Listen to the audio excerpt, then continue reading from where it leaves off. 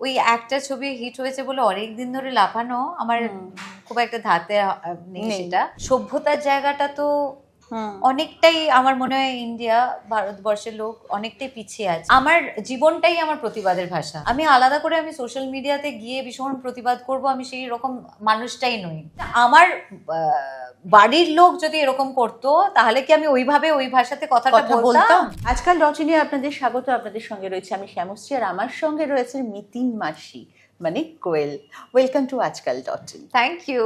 এই কয়েকদিন আগে তোমার সঙ্গে দেখা হলো স্বার্থপর ছবি। এক্স্যাক্টলি, বড্ড বেশি ওভারডোজ হয়ে যাচ্ছে আমার মনে হচ্ছে। না, সেটা তো দর্শক জানে, দর্শকের চাহিদা অনুযায়ী দর্শক তোমাকে এত দেখতে পাচ্ছে, যেটা মাঝখানে দেখতে পেতো না, কারণ তুমি তখন একটা অন্যদিকে এনগেজ ছিলে, তখন কবির আর কাব্যাকে নিয়ে। হ্যাঁ, এতটাই তুমি এখানে ইনভলভ ছিলে, দর্শক কিন্তু হতাশ হতো। এই 2025 কিন্তু কোয়েলময়। কিন্তু একটা কথা বলো কোয়েল, এই যে ধরো স্বার্থপর রিলিজ করলো, স্বার্থপর খুব ভালো হলো, সবাই প্রশংসা পেলো, তারপর একজন অভিনেত্রী হিসেবে তোমার কি মনে হয়, চলো একটা ছবি ভালো হয়েছে, আমি এখন 6 মাস এটাকে রিলিজ করি, নাকি তোমার মনে হয় যে ব্যাস এটা তো হয়ে গেছে, এবার নতুন কি? এক্স্যাক্টলি, আমার মনে হয় ওটাই। কারণ আমার মনে হয় একটা ছবি করেছি, ভালো চলেছে, ভগবানের অনেক আশীর্বাদ, অনেক মানুষের অনেক আশীর্বাদ যে ছবিটা ভীষণ ভালো চলেছে স্বার্থপর। তারপরে হয়ে যাওয়ার পরে মনে হয় ব্যাস কমপ্লিট ডান, এবার পরেরটা কি, এবার পরের গল্পটা কি। তো সেই নিয়ে আমি ভাবি। ওই একটা ছবি হিট হয়েছে বলে অনেকদিন ধরে লাফানো আমার খুব একটা ধাতে নেই সেটা। আর তার সঙ্গে সঙ্গে আমার এটাও মনে হয় যে it is part and parcel of life. আমার মনে হয় যে একটা ছবি ভালো চলবে, একটা ছবি খুব একটা হয়তো চলবে না, সেটা একেবারে নিজের, একটা ছবির নিজস্ব একটা ডেস্টিনি থাকে, একটা নিজস্ব ভাগ্য থাকে। সেখান থেকে দাঁড়িয়ে আমার মনে হয় যে যেটা চলার কথা সেটা চলবে, যেটা চলার কথা নয় সেটা আমরা যত মানে কষ্ট করি বা যত পুশ করি না কেন, একদমই কোনো রকম ভাবে চলবে না। মানে এটা কি খুব আনপ্রেডিক্টেবল মনে হয় তোমার? মানে তুমি যখন স্ক্রিপ্ট পড়ো বা যখন শুটিং করো, তখন কিছুই বোঝা যায় না ছবিটা সম্পর্কে, যে দর্শক এটা কিভাবে নেবে? একদমই বোঝা যায় না, কারণ এটার কোনো পার্টিকুলার ওই নেই, কি বলে, বেঞ্চমার্ক নেই, মানে না পয়েন্টস নেই যে তোমাকে একটা তোমাকে চেকলিস্টের মধ্যে এটা করলে তোমার সুপারহিট হবে, ওটা করলে সুপারহিট হবে, তা এরম ভাবে কোনো কিছু না, মানে কোনো কিছু থাকে না। তো আমার মনে হয় যে সব মিলিয়ে যখন একটা সুন্দর হয় তখন সবটাই সুন্দর। আর আমি যেটা তোমাকে বললাম যে it is a very unpredictable. প্রথমত আমরা সবাই জানি যে ইন্ডাস্ট্রিটাই ভীষণ আনপ্রেডিক্টেবল, কখন কার কাজ থাকে না থাকে, সেই পুরো জিনিসটা যে কারণে ম্যাক্সিমাম মা বাবারাই ভয় পান যখন কেউ বলেন যে আমি অভিনেতা অভিনেত্রী হব বা আমি ইন্ডাস্ট্রি কানেক্টেড কোনো কিছু কাজ করব, মানে সিনেমা ইন্ডাস্ট্রি। কারণ আজকে হয়তো একজন ভীষণ ভালো চলছে, আবার তার কিছুদিন পরেই হয়তো তার একেবারেই চলছে না, তখন তারপরে কি? It is not like office work যে আমি আজকে গেলাম, হয়তো ডেইলি রুটিনের মধ্যে পড়ে না, ডেইলি রুটিনের মধ্যে পড়ে না। তো তাই জন্য সেই জায়গা থেকে দাঁড়িয়ে আমার মনে হয় যে যে তোমার কোয়েশ্চেনের উত্তরে আমি বলি যে এরকম কোনো পার্টিকুলার কিছু হিসেব নেই যে এই জিনিসগুলো, তাহলে তো সব সিনেমাই তাহলে ব্লকবাস্টার হতো। কিন্তু তো সব সিনেমা হয় না, কিছু কিছু ছবি খুব ভালো চলে, কিছু কিছু ছবি চলে না, কারণ কিছু কিছু জিনিসে হয়তো প্রবলেম, বা কিছু কিছু জিনিস যেটা অডিয়েন্স কানেক্ট করতে পারেনি। সেই জায়গা থেকে সত্যি দাঁড়িয়ে আমাদের ভীষণ ফরচুনেট আমরা যে স্বার্থপর এত বড় হিট হয়েছে। কিন্তু এই যে কাজ পাওয়া না পাওয়া, এই বিষয়টা কি কোয়েল মল্লিকের কাছে ম্যাটার করে? আমি একজন অ্যাচিভার, আমি ডেফিনেটলি আমি বলবো আমি একজন অ্যাচিভার, কিন্তু আমি ওয়ার্কহলিক নই যে আমাকে মানে সবসময় বাড়ি থেকে বেরিয়ে কিছু কাজ করতে হবে, সবসময় কিছু করতে হবে, সেরকম আমি কখনোই ছিলাম না, এখন তো আরও বেশি নই। কারণ এখন আমার অন্য দায়িত্ব আছে। তো তাই জন্য সেই জায়গায় দাঁড়িয়ে আমি আমার মনে হয় আমি এমন একটা ছবি করব যেখানে হচ্ছে মানুষের ভালো লাগবে, মানুষের মনের হৃদয়ের মধ্যে আমি পৌঁছতে পারবো, সেই জায়গা থেকে দাঁড়িয়ে আমার যদি মনে হয় কোনো নতুন কিছু এক্সপ্লোর করা যাবে, কারণ অ্যাজ অ্যান অ্যাক্টর আমার ডেফিনেটলি সেই খিদেটা আছে অনেক রকম কন্টেন্ট, অনেক রকম ক্যারেক্টার্স, অনেক রকম রোলস করার, যেগুলো হয়তো এতদিন পর্যন্ত করা সম্ভব হয়নি। তো সেই জায়গা থেকে দাঁড়িয়ে ডেফিনেটলি আমার ইচ্ছে, তো সেই জায়গা থেকে আই এম অ্যান অ্যাচিভার, কারণ আমি যখন কোনো কিছু করি তখন আমি 100% ফোকাস দিয়ে করি এবং 100% মনে হয় যে আমার এই ছবিটা চলতেই হবে, অডিয়েন্সকে ভালো লাগাতেই হবে, সেই জায়গাটা আমার আছে। কিন্তু আবার এরম নয় যে ঠিক আছে আমার নেক্সট 5 দিন কিছু কাজ নেই, এবার তাহলে সব ইভেন্ট সাইন করে ফেললাম, সব কাজ করতে শুরু করলাম, সব জায়গায় যেতে শুরু করলাম, সেরকম আমি কখনোই ছিলাম না, এখন তো আরো নয়। সেটা আমরা সবাই জানি, কিন্তু কোয়েল হচ্ছে ওয়েল ব্যালেন্সড একজন মানুষ। একটা কথা বলো, সেই অর্থে এবারে যে মিতিন মাসি একটি খুনের সন্ধানে আলাদা, কারণ প্রথমটা ছিল একটি বাচ্চার কিডন্যাপিং এর কেস, তারপরে জঙ্গলে পশু চালান করা বা তার অঙ্গ প্রত্যঙ্গ চালান করা, এখানে একদম ডিরেক্ট একটা মার্ডারে মিতিন মাসি ইনভলভ হয়ে যাচ্ছে। এটা কতটা মানে তোমার কি মনে হয়, এটা কি আরো বেশি তোমার কাছে এক্সাইটেড, আরো বেশি থ্রিলিং? হ্যাঁ, মানে ডেফিনেটলি অনেক বেশি ইন্টারেস্টিং, অনেক বেশি থ্রিলিং এই জন্য কারণ এখানে কেসটা অনেক বেশি জটিল এবং যখন মগজাস্ত্রের কাজটা বেশি, মগজাস্ত্রের কাজ অনেক বেশি, কারণ কেস যদি বেশি জটিল হয় তখন অটোমেটিক্যালি ইনভেস্টিগেশনের জায়গাটাও অনেক বেশি জটিল হতে থাকছে। কারণ মিতিন একজনের কাছে যাচ্ছে, ভাবছে যে সে ক্রিমিনাল, কিন্তু কথার মধ্যে বুঝতে পারছে যে সে হতেই পারে না আরেকজন, এবং সে আরেকজনের কাছে যাচ্ছে আবার ভাবছে যে না এও হতে পারে না, তাহলে আর কি ওই সাসপেক্টস জায়গাগুলো অনেক বেশি এবং সাসপেশনের জায়গা বা থ্রিলের জায়গাটা অনেক অনেক বেশি।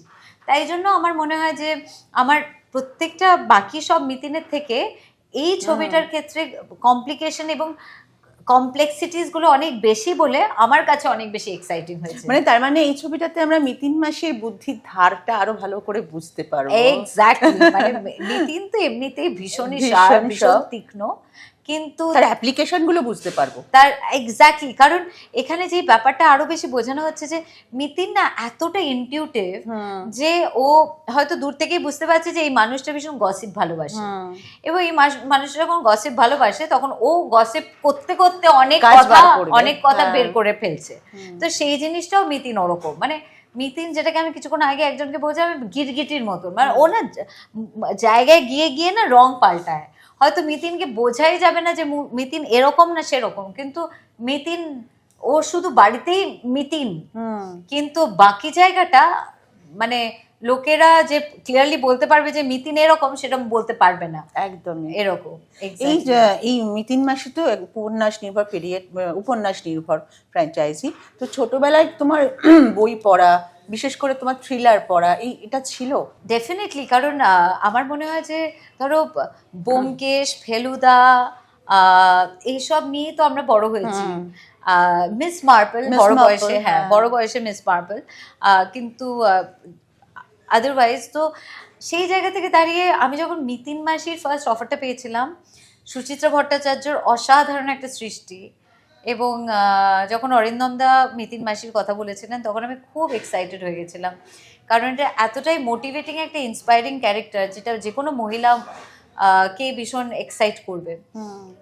সেটা দেখতে গিয়ে ভেবেছিলাম যে এত ভালো একটা অ্যাক্টর, মানে শুনে বলেছিলাম এত ভালো একটা ক্যারেক্টার আমি করব, কি মজা কি, কিন্তু আমি ভাবতে পারিনি এই ছবিটা এত বড় হিট হবে।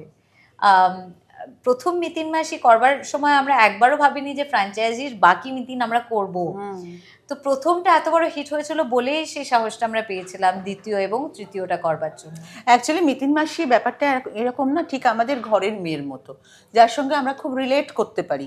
একদমই তাই। এবং মিতিন মাসি যেভাবে তার জীবনযাত্রা, সে যে একটা ঘরোয়া, এদিকে তার প্রচন্ড সে বুদ্ধিমতী, একজন সব কাজ করতে পারে, সে ফাইট করতে পারে, এটা আমাদের ফ্যান্টাসিতে থাকে, যে মেয়েদের ফ্যান্টাসিতে এখনো এটা থাকে, ছেলে বলো মেয়ে বলো, যে আমরা এই সিচুয়েশনটায় মারবো কাউকে, এইভাবে প্রতিরোধ করব, কেউ যদি আমাকে হেনস্থা করতে আসে আমি তাকে ঘুষি মারবো বা এটা করবো, এইটাকে একটা ফ্যান্টাসিটা এখন বাস্তব হয়ে গেছে। এখন মেয়েরা কিন্তু এই ভাবনা থেকে অনেক এগিয়ে যাচ্ছে, আর তাদের চোখের সামনে যখন মিতিন মাসি আসে তখন তাদের ইন্সপিরেশনের সেটা তাদের আরো বেশি ইন্সপায়ার্ড হয়। ঠিক ঠিক ঠিক। একটা কথা বলো, এই যে এইবারের যে মিতিন মাসিটা, এটাই কোথাও তোমার সঙ্গে একটা রিইউনাইট হলো না জিৎ গাঙ্গুলির? এই তোমার হ্যাঁ। অনেক ছবির গান জিৎ গান আমাদের 28টা ছবি রিইউনাইট হলো বলতে আমার তো লাস্ট ছবিটা স্বার্থপর গেল, সেটাও জিৎ গাঙ্গুলিরই কম্পোজিশন ছিল, অসাধারণ। তাই আমার কিছুদিন আগে ওর সঙ্গে কথা হচ্ছিল, আমি ওকে বলছিলাম কিছুদিন আগে, কেন পরশুদিনই কথা হচ্ছিল, আমি ওকে বলছিলাম যে তুমি ভাবো আমাদের যে রেঞ্জ, ধরো মানে ওর যে রেঞ্জ, যে পাগলু যে করেছে, যে পাগলু করেছে, যে রংবাজ করেছে, যে এত মন মানে না করেছে, সে আবার স্বার্থপর আর মিতিন মাসিতেও এত এত মানে এটা হচ্ছে মিতিন একটুকুনি সন্ধানে, তো এটাতেও এত অসাধারণ তার তার তার মিউজিক কম্পোজিশন, আর আমরা এত ভালো ভালো সবাইকে পেয়েছি। তো তাই জন্য আমার মনে হয় যে উই আর ভেরি ফরচুনেট যে আমরা অ্যাজ আ কাস্ট আমরা অসাধারণ অভিনেতা অভিনেত্রী এবং সিঙ্গার্সদের মধ্যে এত অসাধারণ সবাইকে আমরা পেয়েছি। তো এটা আমাদের খুবই আমাদের এবং এখানে শিল্পা রাওয়েরও গান রয়েছে, হ্যাঁ, যেটা একদম অন্য রকম ভাবে বোধহয় এখানে প্রেজেন্ট করা হয়েছে। একেবারে শিল্পা রাওয়ের ওই ধরনের গান গাইছে অন্যরকম। না, মিতিন কিন্তু গানটা গাইছে না, গাইছে তো আরেকজন, হ্যাঁ, কিন্তু ওই ধরনের গানকে এখানে ইনক্লুড করা হয়েছে। Right right. আরেকটা জিনিস সেটা সাতাফকেও দেখলাম, এটা না মিউজিক্যাল থ্রিলার, তো তাই জন্য এটা মিউজিকটা ভীষণ ইম্পর্টেন্স পেয়েছে এই ছবিটাতে। সাতাফকেও সাতাফও খুব ইম্পর্টেন্ট একটা ভূমিকা আছে। শেয়ার আছে সাতাফের সঙ্গে, সেটা দেখলে বুঝবে, সবটা বলে দিলে কি করে হবে। না সেটাই। আর এই যে মিতিন মাসির একটা সবথেকে বড় বড়দিনে এমনি বাচ্চারা তার বাবা মার সঙ্গে একটু সময় কাটানোর সুযোগ পায়, আর সেইখানে যদি মিতিন মাসি থাকে বড় পর্দায়, তাদের বড়দিনটা একেবারেই জমে যায়। কিন্তু তোমার ছোটবেলায় বড়দিনটা কিভাবে কাটতো? আমার ছোটবেলায় বড়দিনটা কাটতো মানে ঠিক যেভাবে আমার মা নিয়ে যেতেন নিউ মার্কেটে গিয়ে নাউমসের আমরা কেক ফেক পেস্ট্রিজ অনেক কিছু কিনতাম, মা ওই খই ব্যাগ নিয়ে আসতেন, আর তারপরে অনেক কিছু জিনিস তার মধ্যে ঢোকানো হতো। তারপরে এটা হচ্ছে আমাদের ক্রিসমাসটা, তো আমরা সবাই জমিয়ে বাড়িতে মজা করা। আমার মনে হয় কলকাতায় ক্রিসমাস যেভাবে আমরা সেলিব্রেট করি, আমি একবার ক্রিসমাস আমার মনে আছে আমি দিল্লিতে ছিলাম, তো আমি এক্স্যাক্টলি আমি ওরমভাবে ভেবেছিলাম যে ঠিক যেভাবে আমরা কলকাতাতে সেলিব্রেট করি ওরকমই হবে নিশ্চয়ই। ওমা কিছু বুঝতে পারিনি আমি, মানে দিল্লিতে যে ক্রিসমাস আলাদা করে কোনো কিছু সেটা আমি বুঝতে পারিনি।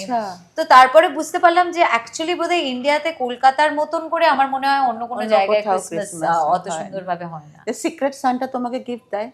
ও বাবা, সেটা ছোট বয়সে আমি সবসময় আমার মা আমাকে বলতেন যে ভালো মেয়ে থাকো তাহলে তুমি দেখবে গিফট পাচ্ছ। একই রকম ভাবে আমি আমার ছেলেকে বলি যে ভালো ছেলে হলে গিফটগুলো পাবে, সেরকম একটা ব্যাপার। কিন্তু সেই গিফটগুলো মানে সান্টা দিচ্ছে, মানে ওরা তো এখনো সেই চেষ্টায় আছে যখন জানছে যে সান্টাই দিচ্ছে। হ্যাঁ, তো সেই কারণে সেই ব্যাপারটা খুবই সচেতন, অ্যাটলিস্ট 25th অবধি ভালো ছেলে ওই থাকবে বলে মনে হচ্ছে। ওটা ওদের একটা খুব দারুণ জায়গা যে সকালবেলা উঠে কি কি গিফট পাবো, সেটাই একটা ভীষণ ইম্পর্টেন্ট একটা ভালো জায়গা, সুন্দর। কারণ কি বলো তো, ওইটা না ভীষণ একটা সবাই ভীষণ মানে আমার মনে হয় যে Santa colours the city red, সবাই এত সুন্দরভাবে একটা মজায় মেতে ওঠে, আরো বেশি রঙিন হয়ে ওঠে, সবাই এত মজায় মেতে ওঠে, আর এত সুন্দর একটা মানে ঠান্ডার সময় মানে হচ্ছে সবাই পিকনিকে যাচ্ছে, থিয়েটার বেশি বেশি করে দেখছে, মিউজিক্যাল ইভেন্টস বেশি বেশি হচ্ছে, ম্যাক্সিমাম ইভেন্টগুলো সব গানের ইভেন্টসগুলো ঠান্ডার সময় বেশি দেখা যায়। তো হ্যাঁ, উইন্টার সময়টা এত ভালো, আর ক্রিসমাস আমার কাছে খুব ভালো মুহূর্ত আছে। তো একই রকম ভাবে আমি চাই যে আমি কবির আর কাবিরাকেও একই রকম ভাবে দিতে পারি।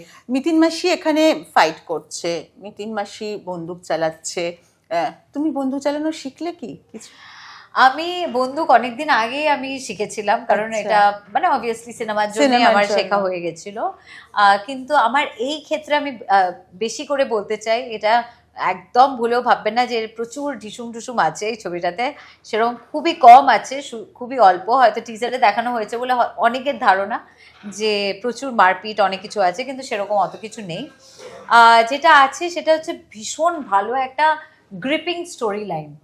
এই গল্পটার এত বেশি গ্রিপ যে, কারণ আমরা যেটা কিছুক্ষণ আগে বললাম যে অনেক ভালো ভালো শিল্পীদের পেয়েছি, তো তাই জন্য এত ভালো ভালো কয়েকটা মুহূর্ত আছে ছবিটাতে, এত ফ্যাসিনেটিং কয়েকটা মুহূর্ত আছে যে তার সঙ্গে সঙ্গে ডেফিনেটলি তুমি অ্যাকশনের কথা বললে যে সুনীল রড্রিক্স এসেছিলেন উনি বম্বে থেকে, একটা খুব ইম্পর্টেন্ট, যেটা হয়তো টিজারের কয়েকটা দৃশ্য মানে দেখেছেন অনেকে।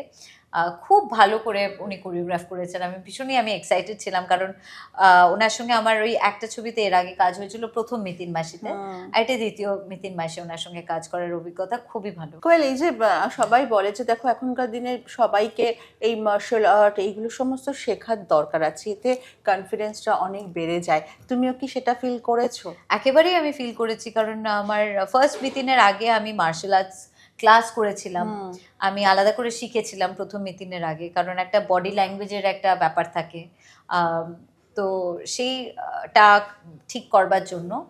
এবং পরবর্তী ক্ষেত্রে আমার মনে হয় যে প্রত্যেক মহিলাদের আমার মনে হয় একটা বেসিক ডিফেন্সের জন্য স্কিলস শেখা উচিত, সেটা নিজের সেফটির জন্য ভীষণ দরকার, সেটা শেখা উচিত। এবং সেই জায়গা থেকে দাঁড়িয়ে মিতিন সত্যি খুবই ইন্সপায়ারিং, কারণ সে ঠিক যেভাবে খুন্তিও নাড়তে পারে, আবার অন্য হাতে পিস্তলও ধরতে পারে, আত্মরক্ষা করতে পারে, আর পিস্তলও ধরতে পারে এর উপরে। কারণ ওর কাছে ক্রিমিনালের কোনো মানে ক্ষমা হয় না।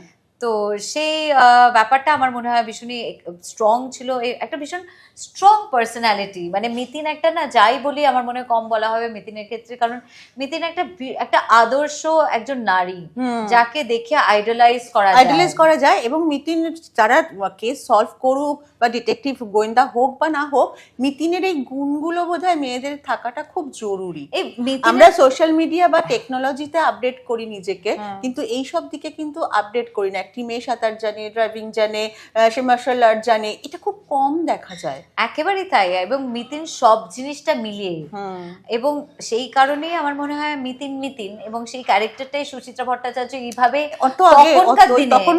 তখনকার দিনে এত প্রোগ্রেসিভ মাইন্ডসেট, যে তখনকার দিনে বসে ওরকম একটা ক্যারেক্টার লেখা, যেখানে একজন মহিলা, সে একজন ইনভেস্টিগেটর, থার্ড আই এজেন্সি আছে, এবং তার সঙ্গে সঙ্গে একজন গৃহিণী, যে সংসারটাও একই রকম ভাবে সামলাচ্ছে, যেটা এখনকার দিনে দাঁড়িয়ে আমার মনে হয় সব থেকে বেশি ইন্সপায়ারিং।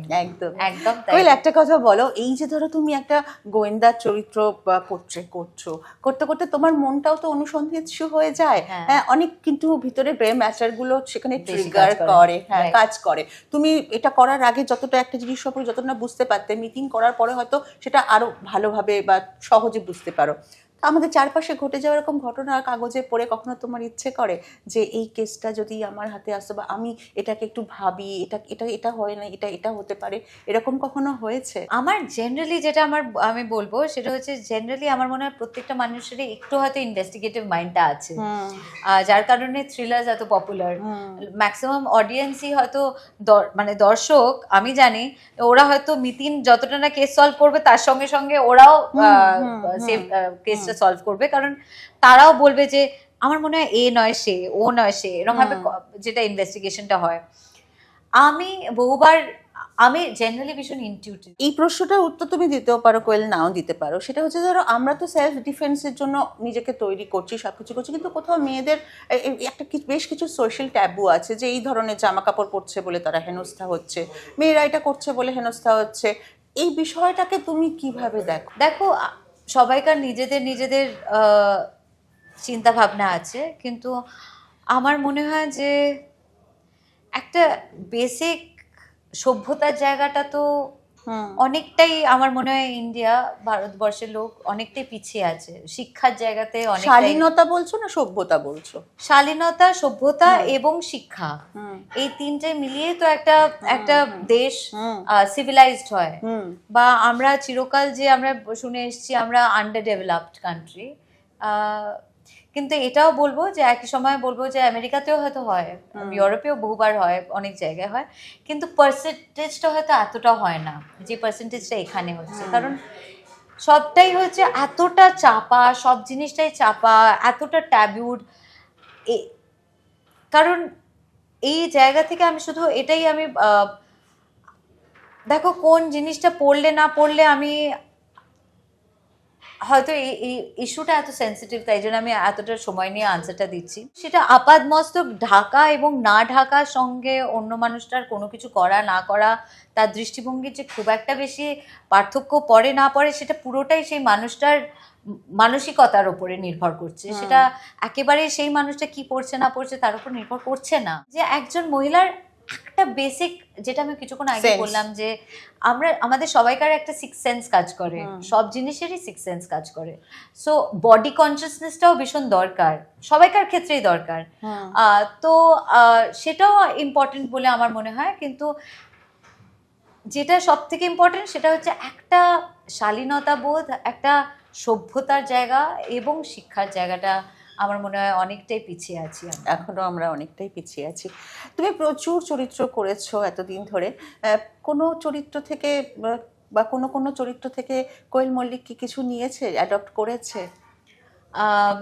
ডেফিনেটলি আমি মানে হয়তো কনসিয়াসলি নিইনি, কিন্তু আমার জেনারেলি আমার ধরো মিতিন মাসির ক্ষেত্রে, মিতিন মাসি আমাকে ভীষণ মনে করায় যে যে একটা এতটা একটা একটা রোল মডেলের মতন মিতিন, যে সব জিনিসটাই ইকুয়ালি পুরো পারদর্শিতায় সামলায়, 100% পারদর্শিতায় সামলায় সে। এবং তার সঙ্গে সঙ্গে সে একজন হোম মেকার, সে মানে বাড়িতেও সে কাজ করে, একজন গৃহিণী, এবং বাইরের কাজটাও একই রকম 100% কমিটমেন্ট দিয়ে করে। তার মধ্যে মানে আধুনিকতাও আছে, আবার একই রকম ভাবে পুরনো দৃষ্টিভঙ্গি এবং পুরনো মূল্যবোধটাও ভীষণ স্ট্রং। তো এই সব জিনিসটাই আমার মনে হয় ভীষণই ইন্সপায়ারিং মিতিনের ক্ষেত্রে। তাই জন্য প্রত্যেকটা ক্ষেত্রে ধরো আমার স্বার্থপরও definitely my take was from স্বার্থপর ওয়াজ যে এই যে সবাই একটা জায়গায় মহিলারা দিতে দিতে দিতে দিতে একটা জায়গায় চলে গেছে, সেলফ রেসপেক্টের জায়গাটা অনেকটা ঘাটতি পড়েছে। কারণ মানুষ মানে পারিপার্শ্বিকভাবে এত লোকেরা এত টেকেন ফর গ্রান্টেড করে নেয়, মাদের, কাকিমাদের, জেঠিমাদের, বৌদিদের, তারা ভুলে যায় যে তারাও মানুষ, তাদেরও একটা সম্মানের জায়গাটা আছে, এবং তারাও কিন্তু অনেকটা স্যাক্রিফাইস করছে তাদের সংসারকে খুশি রাখার জন্য এবং শান্তির জন্য। এবং সেটাও তারা কিন্তু একতরফা করেই যাচ্ছে। একটা জায়গায় কিন্তু সেই মোমবাতিটা আস্তে আস্তে গলবে। তো সেইখান থেকে আমাদের মনে হয় যে অনেকটা বেশি লাইট দেওয়া দরকার, তাদেরকে মানে ভালো রাখা দরকার, এবং তাদের জন্য ভাবা দরকার, মানে সেই কর্তব্যটা, সেই দায়িত্বটা আমাদের উপর বর্তায় আমার মনে হয়। এই যে ধরো সোশ্যাল মিডিয়া, তোমার সোশ্যাল মিডিয়ায় শুধু কাজের খবরই থাকে, সবসময় তুমি তোমার কাজ নিয়েই আপডেট দাও, কিন্তু সোশ্যাল মিডিয়াটা এখন একটা ভয়াবহ জায়গায় চলে গেছে, যেখানে একে অপরকে তিরস্কার করছে, গালি দিচ্ছে। আর সোশ্যাল মিডিয়াটাকে আমরা ছাড়তেও পারছি না, কারণ এখন সোশ্যাল মিডিয়ার ফলোয়ার্স থেকে অনেক সময় কাস্টিং হয়। সোশ্যাল মিডিয়ায় তাদের না দেখলে অনেকে কাজ করতে পারে না, হ্যাঁ, তাদের প্রতি মুহূর্তে আপডেট থাকতে হয়। তুমি এই বিষয়টাকে কিভাবে দেখো? আমি শুধু দেখো, আমি লাস্ট কিছুদিন ধরেই আমি সেটা নিয়ে ভাবছিলাম যে সোশ্যাল মিডিয়া এমন একটা জায়গায় চলে গেছে। তুমি কখনো মন্তব্য করো না কোনো বিষয়ে সোশ্যাল মিডিয়ায় এসে? মানে এটা কি তুমি কনসিয়াসলি চুপ থাকো, নাকি তোমার প্রতিবাদের ভাষা ওটা নয়? আমার জীবনটাই আমার প্রতিবাদের ভাষা। আমি আলাদা করে আমি সোশ্যাল মিডিয়াতে গিয়ে ভীষণ প্রতিবাদ করব, আমি সেই রকম মানুষটাই নই। আমি কনসিয়াসলি আমি আমার সোশ্যাল মিডিয়াটা শুধুমাত্র আমার কাজের জন্য আমার ব্যবহার করি, কারণ আমি মানুষ হিসেবে ভীষণই প্রাইভেট, এবং আমার যদি কোনো বক্তব্য দেওয়ার থাকে আমি অন্যরকম ভাবে বক্তব্য দিই, আমার নিজের মতন করে আমি বক্তব্য দিই, আমার নিজের জীবনযাপন যেভাবে সেরম ভাবে আমি বক্তব্যটা রাখি। কারণ সোশ্যাল মিডিয়া এমন একটা জায়গা যেখানে হচ্ছে বিভিন্ন মানুষ বিভিন্ন রকম মন্তব্য খুব ইজিলি, দেখো সেলিব্রিটিসরা ভীষণ সফট টার্গেট, খুব তাড়াতাড়ি তাদের কাছ থেকে অ্যাটেনশন পাওয়া যায়। সেলিব্রিটিদের উপরে যে কোনো কথা বললে অ্যাটেনশনটা খুব তাড়াতাড়ি পাওয়া যায়। তো সেই জায়গা থেকে দাঁড়িয়ে ডেফিনেটলি খারাপ লাগে এই জন্য ভেবে যে মন্তব্য একরকম হয়, কিন্তু মন্তব্যের ভাষা যদি খুব খারাপ হয়ে যায়, বা একটা জাজ করার ভাষা তার মধ্যে যদি কোনো শালীনতা না থাকে, তাহলে ডেফিনেটলি আমার মনে হয় যে একটু সুস্থ মানসিকতার অভাব। এবং সেই জায়গা থেকে দাঁড়িয়ে মনে হয় যে যেন তার সুস্থ মানসিকতারই কামনা করতে পারি এবং প্রার্থনা করি যেন সে সুস্থ হয়ে উঠুক, সেরকম ছাড়া তো আর কিছু বলার নেই। এই ক্ষেত্রে এটাও বলবো যে সোশ্যাল মিডিয়াটা যেরকম একটা জায়গায় পজিটিভ, আর একটা জায়গায় ভীষণই পজিটিভ এই জন্য নেগেটিভিটিটা বাড়ছে যতদিন নেগেটিভিটিটা বাড়ছে, কারণ সোসাইটির নেগেটিভিটিটা বাড়ছে। Social media is a reflection of society. সমাজ যেরকম সেরকম সোশ্যাল মিডিয়া হয়ে যাচ্ছে। যদি সমাজটা অতটাই পরিষ্কার থাকতো তাহলে সোশ্যাল মিডিয়াটা অতটাই পরিষ্কার থাকতো। সমাজের জায়গা মানে মানে বিকৃতি মানসিকতার জায়গাটা এতটা বাড়ছে, নেগেটিভিটি স্পেসটা এতটা বাড়ছে, তাই জন্যই আমরা সোশ্যাল মিডিয়াতে ওরকমই ভাষা দেখতে পাচ্ছি, ওরকম অশিক্ষা কুশিক্ষার ভাষাটাও ওরকম দেখতে পাচ্ছি। তো তাই জন্য আমার মনে হয় যে কন্ট্রোল করার জায়গাটা শুধু এরকমই থাকতে পারে যে একটা মানুষ যখন কোনো বাজে কথা বলে, তার মানে 10 জন মানুষ যখন তাকে চুপ করায় তাহলে হয়তো কন্ট্রোল করতে পারে, কিন্তু তার পরিবর্তে সে আরো চারটে বাজে যদি আরো সেটা আরো কয়েকটা খারাপ কথা বলতে থাকে তাহলে সেই খারাপের দলে বা সেই ভুলের দলে সবাই পড়ে যাচ্ছে। সেটাও একটা দুঃখের ব্যাপার। এই সংখ্যাটা দিন দিন বাড়ছে, যেটা ভয়ঙ্কর বিপদের দিকে নিয়ে যাচ্ছে। সেটা ডেফিনেটলি আমার মনে হয় সেটা ভীষণ দরকার একটা মানুষ, কারণ কারণ আমি কি বলবো যে it is very unfortunate. Civic সেন্সটা তো কারোর আমরা ইনজেক্ট করে দিয়ে দিতে পারি না, সেটা তো তার নিজের। এক্স্যাক্টলি, মানে করিস নার ব্যাপারটা তো পুরো তার নিজের একটা সেন্স, তার নিজের জীবনযাপন, নিজের একটা ভাবনা চিন্তার একটা সেন্স, যে কোনটা করব কোনটা করব না। অন্য মানুষরা ভুল করছে মানে আমিও ঝাঁপিয়ে পড়ে ভুলটা যদি করি তাহলে আমিও তো ভুলের দলে আমিও পড়ে গেলাম। কেন পড়বো? 5টা মানুষ যদি ভুল করে তাহলেও কি আমাকে যেতে হবে? আমার নিজস্ব একটা তো বুদ্ধি আছে, সেটা নিয়েও তো আমাকে ভাবতে হবে যে ওই জিনিসটা আমি করব কি করব না, বলবো কি বলবো না। সেটা আমার বাড়ির লোক যদি এরকম করতো তাহলে কি আমি ওইভাবে ওই ভাষাতে কথাটা বলতাম? এক্স্যাক্টলি। তাহলে তো এইটাই তো সব থেকে সিম্পল জিনিস। আর এটাও তুমি ঠিকই বলেছো যে যেহেতু সেলিব্রিটিরা খুব সফট টার্গেট এবং তাদের কমেন্ট করে খুব তাড়াতাড়ি প্রচার পাওয়া যায়, সবসময় একটা সেলিব্রিটিদের মানে অ্যাটাক করার সোশ্যাল মিডিয়ায় একটা চলে আসছে, এটা বাড়ছে দিন দিন। কারণ ওটাতে আমার মনে হয় সব থেকে তাড়াতাড়ি অ্যাটেনশন পাওয়া যায়, সব থেকে তাড়াতাড়ি অ্যাটেনশন পাওয়া যায়। তো তাই জন্য ওই জায়গা থেকে দাঁড়িয়ে এই যে আমার তখন ভালো লাগে যখন একজন খুব খারাপ হয়তো মন্তব্য করলো এবং 10 জন মিলে বললো যে আপনি এরকম ভাবে কথাটা বলবেন না, আপনার ভাষাটা ঠিক করুন এরকম ভাবে, তারপরে যদি বললো তখন মনে হয় যে বাহ, এবার তাহলে ঠিক পথে যাবে, পথটা ঠিক হবে, ট্র্যাকটা ঠিক হবে। কারণ নেগেটিভিটির জায়গাটা যদি বাড়তে বাড়তে ওরকম জায়গায় চলে যায় তাহলে যথেষ্ট দুঃখের। পাগলু তুমি অনেক আগেই তুমি সিকুয়েল করে ফেলেছো। পাগলু হয়েছে, পাগলু 2 হয়েছে, পাগলু 3 নিয়ে কখনো কোয়েল মল্লিক ভাবে না? না, সেটার জন্য অনেক ফ্রেশাররা আছে। এখন তো তোমার ধারা বদলে গেছে, ছবি কন্টেন্টের ধারা আছে না গো, যেগুলো পাগলুর যে গল্প, পাগলু 2 এর গল্প কিন্তু এক নয়। না, পাগলু 2 এর গল্পটা এক নয়, কিন্তু আমার মনে হয় পাগলু 2 আমি যে সময় করেছিলাম, যাদের জন্য করেছিলাম তারাও বড় হয়ে গেছে অনেকে, আর আমরাও সবাই বড় হয়ে গেছি।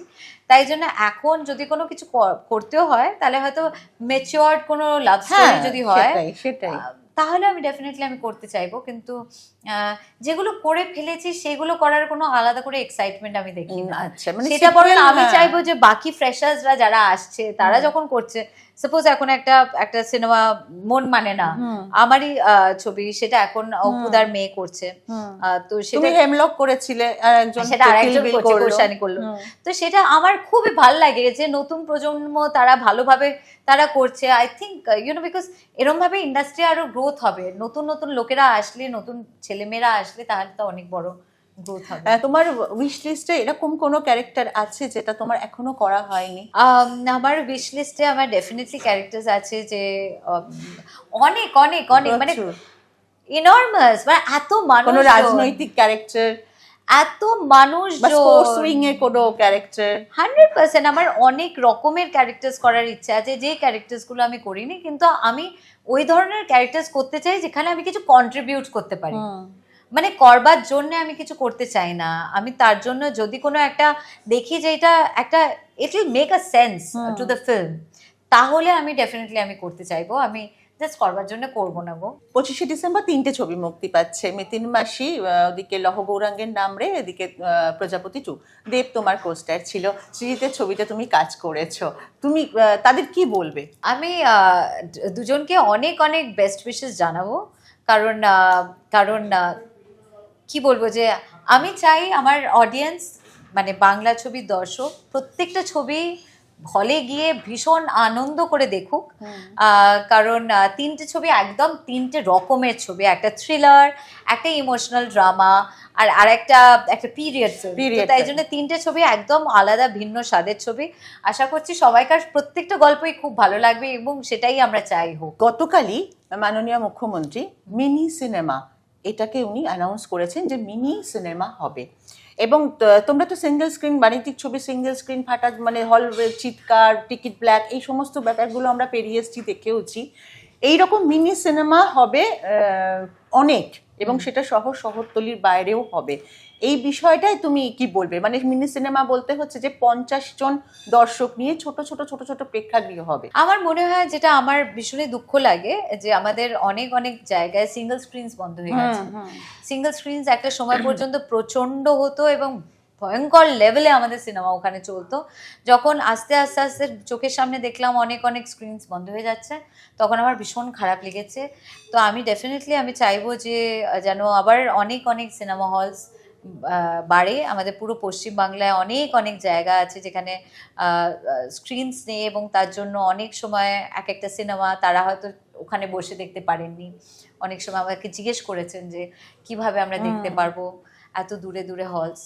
তো তাই জন্য, এবং মিনি সিনেমার ক্ষেত্রে ডেফিনেটলি শুভেচ্ছা জানাচ্ছি, এবং আমি চাইবো যে মিনি সিনেমা হলে তো আমাদের ইন্ডাস্ট্রির লাভ, আরো ভালো ভালো সিনেমা হবে। যুক্ত আছেন, আরো ভালো বুম্বাদা যুক্ত আছেন, এবং আমি বেস্ট উইশেস জানাচ্ছি, আমার অনেক অনেক শুভেচ্ছা।